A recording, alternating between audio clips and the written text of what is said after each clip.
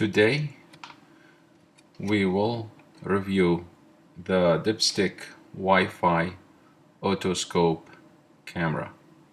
So let's start with opening the box. So this one is the model WFE300. So they have two models. They have a WFE350 as well. This one is WFE300. So the focal length of the camera is different between the two models. So this one is 3.9 millimeter. Just be aware of that. So let's open the box.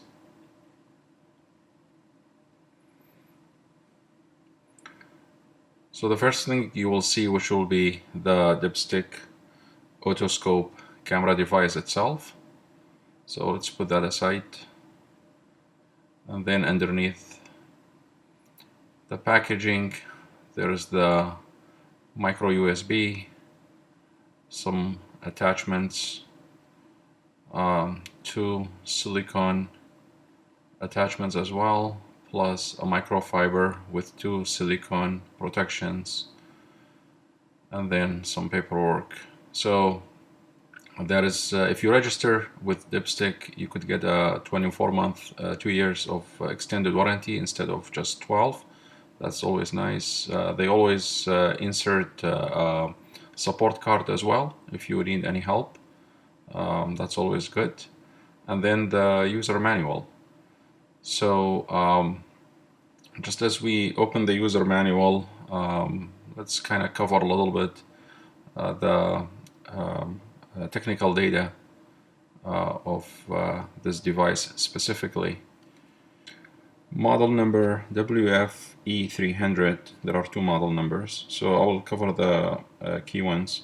Camera resolution, you have 30 frames per second or 15 frames per second. And then camera lens is 100 watt 720p. Camera voltage is 3.3 volt. Focal length is 15 millimeter, and horizontal viewing angle is 70 degrees.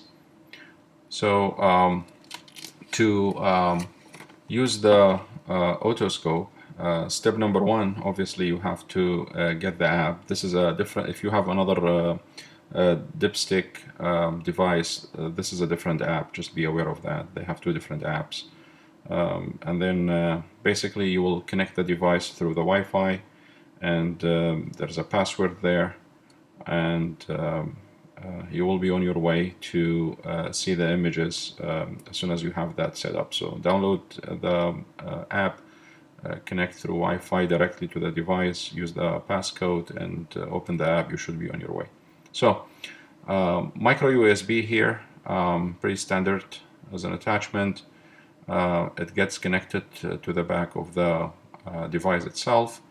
There is this Ziploc bag with alcohol pad.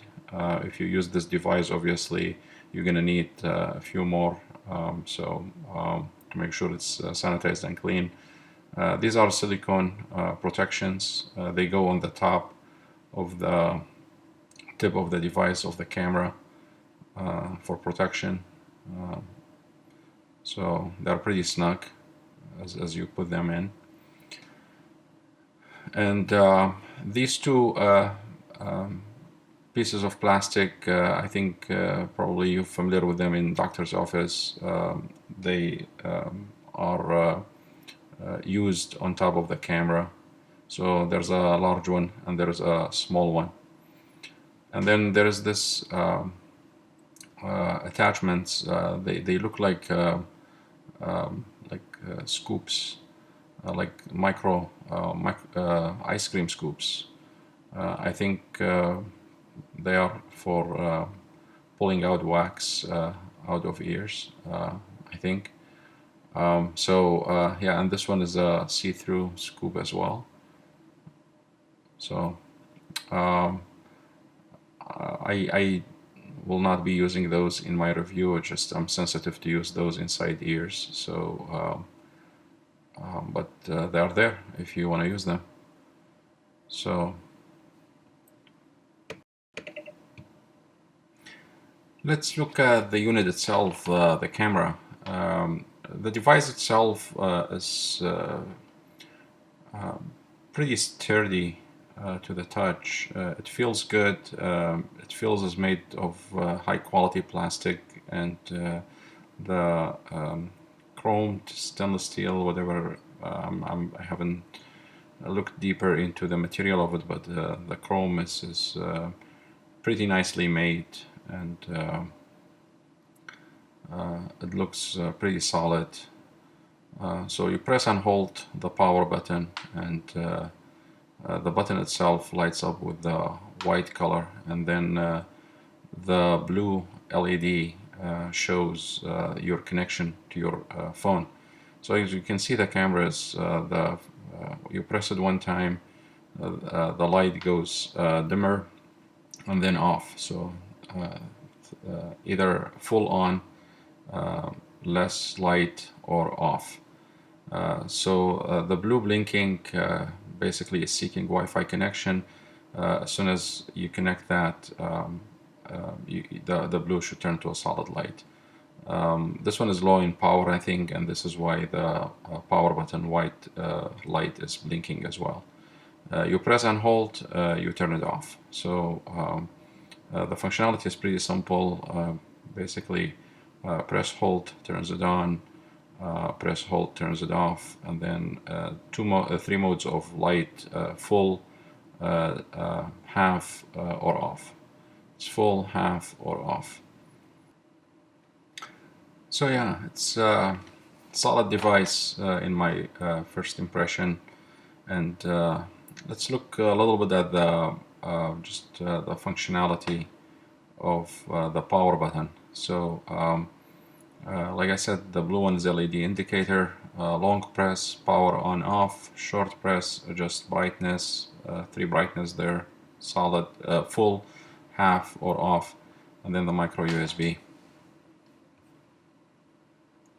So let's start looking at the app setup and try out some samples.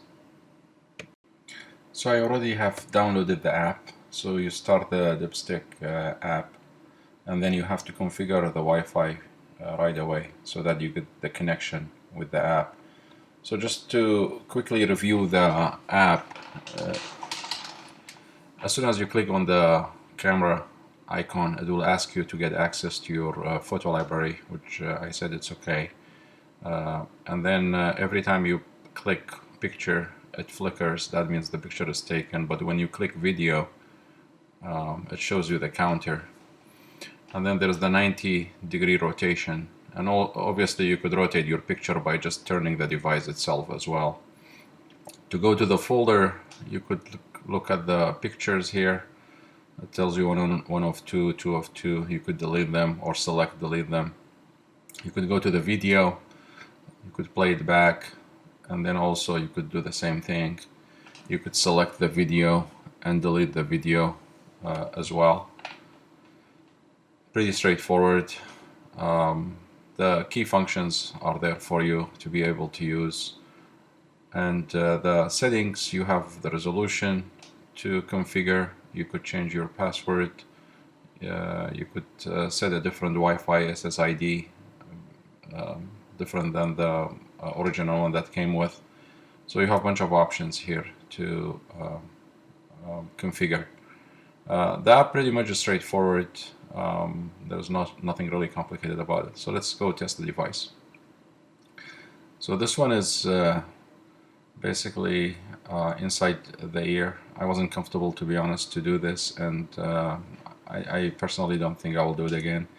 But it is pretty interesting, just kind of to see how effective it is in terms of camera resolution and just the capability of the tool itself to be able to look at something like this quickly using your phone and this camera device. But I wanted to utilize the device to do some other uses as well.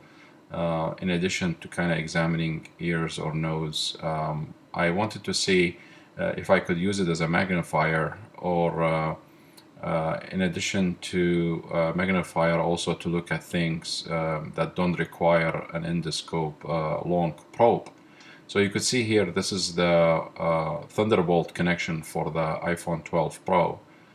You could see how it magnifies the image, and clearly you could see inside. The iPhone 12 Pro, it's a little bit reflective. You could see here, try to look at your iPhone 12 Pro speakers. These are tiny holes, but you could see how it shows any sort of dirt in them, or micro things that are attached to them. Not possible to see them on your naked eye.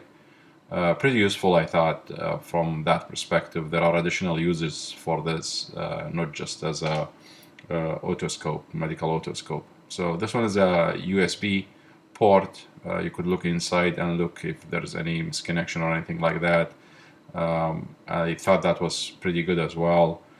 I personally like this device a lot. I think I'm going to use it mostly as just another probless endoscope, if you will, for looking at things. So when you disconnect the device, it just freezes. And so in conclusion, I really like the device. I think it's made really well.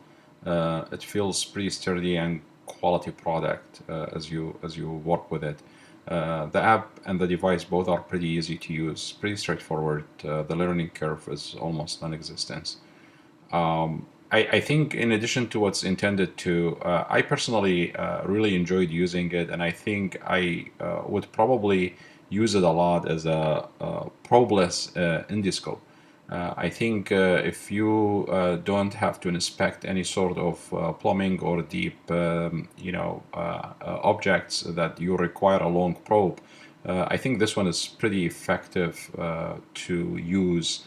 And the magnification, the light, the ability to insert about an inch long probe inside, and you have full control over it. I think I could consider that fully useful. Like it a lot, enjoyed using it, and I highly recommend it as well. Hope you enjoyed the video. Please like and subscribe to support the channel. I really appreciate you. Thank you.